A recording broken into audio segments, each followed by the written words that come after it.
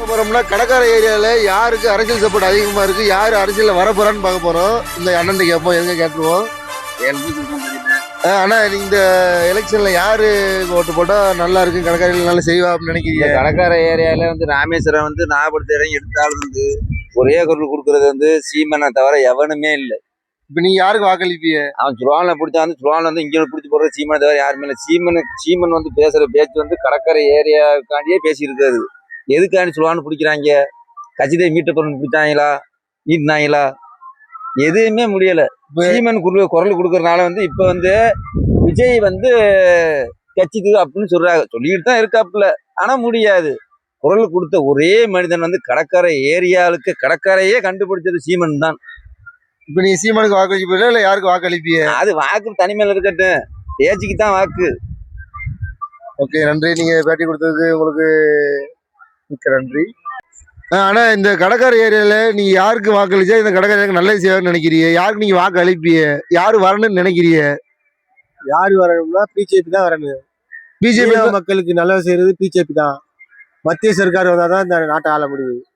BJP சில பேர் தப்பா சொல்றாங்க. பிஜேபி தான் இலங்கை தாராளத்துக்கு அந்த மாதிரிலாம் பேசுறாங்க.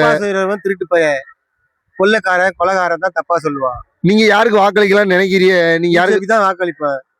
கடற்கரை பிஜேபியில தான் நல்லா செய்யறோம். நாடு மத்திய சர்க்கார் இதுல அது என்ன, அமெரிக்கால இருந்து கப்பலை திருப்பி கொண்டு வந்தவரு பிஜேபி தான். டிவிக்கு நாள முடியுமா, டிவிக்கு நாள முடியுமா, ஏடிஎம்கே நாள முடியுமா, ஸ்டாலினால முடியுமா? அப்ப விஜய்க்கு ஒரு வாய்ப்பு அளிக்கலாமா? இல்ல விஜய்க்கு வாய்ப்பு அளிக்கிறதுக்கு அது இப்ப டைம் இல்ல. அப்ப இந்த பிஜேபி நல்லது நினைக்கிறீங்க? பிஜேபி வந்தா தான் நல்லது. 9 மாநிலத்தை ஆள்ற பிஜேபி ஒரு மாநிலத்தை ஆள முடியாதா? அப்ப இந்த பிஜேபி வரணும். ஆல் தி பெஸ்ட் அண்ணே.